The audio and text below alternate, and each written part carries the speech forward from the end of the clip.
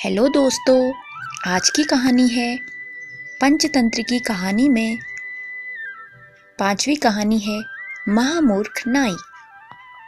एक नगर में बहुत ही दयालु पति पत्नी रहते थे। वे आर्थिक रूप से संपन्न थे और पूजा पाठ दान धर्म में बढ़ चढ़कर हिस्सा लेते थे। उनके नेक व्यवहार की कीर्ति दूर दूर तक फैली थी और अक्सर उनके घर में मेहमानों का आना जाना लगा रहता था। समय कभी एक सा नहीं रहता। एक बार उनके ऊपर घोर विपत्ति आ जाती है और वे कंगाल हो जाते हैं। धीरे धीरे सभी उनसे मुंह मोड़ लेते हैं और कुछ तो उन्हें अपमानित करने से भी बाज नहीं आते।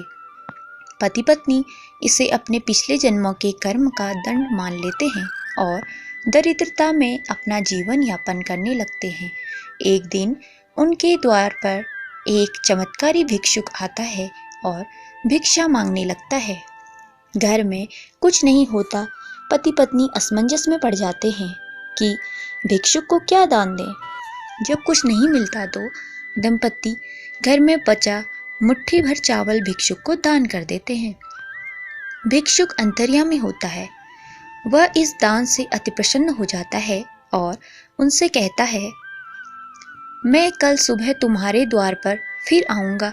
जैसे ही मैं दरवाज़ा खटखटाऊं तुम दरवाज़ा खोलना और मेरे सर पर डंडे से प्रहार करने लगना। ऐसा करने से मेरे सर के सारे बाल स्वर्ण में परिवर्तित हो भूमि पर गिर जाएंगे और तुम लोग उसे एकत्र कर पुनः धनवान बन जाओगे। अगले दिन जब भिक्षुक आया तब पति पत्नी ने ऐसा ही किया। भिक्षुक की बात सच निकली। उसके सारे बाल स्वर्ण में बदल गए और एक बार फिर दंपति पहले की तरह धनवान हो गए। भिक्षुक के जाते ही सड़क के उस पार के बच्चे का बाल बना रहा नाई यह सब देख रहा था। वह मन ही मन सोचता है, अच्छा तो ये है इनके धनवान होने का राज। ऐसे तो मैं भी धनवान बन सकता हूँ। और ऐसा सोचकर वह शहर के एक जाने माने भिक्षुक के पास जाता है और अगले दिन सुबह सुबह उन्हें अपने घर भोजन पर आमंत्रित करता है। प्रातःकाल होते ही एक भिक्षुक नाई के द्वार पर पहुंच दरवाजा खटखटाता है। नाई तो मानो इसी ताक में बैठा रहता है। वह फौरन दरवाजा खोलता है और भिक्षुक के सर पर प्रहार करने लगता है। देखते देखते भिक्षुक लहूलुहान हो जाता है। खून देखकर नाई के होश उड़ जाते हैं। वह समझ नहीं पाता है कि ये सब क्या हो रहा है। भिक्षुक नाई के इस व्यवहार से क्रोधित हो राजा से उसकी शिकायत कर देता है और राजा नाई को पागल खाने भिजवा देता है।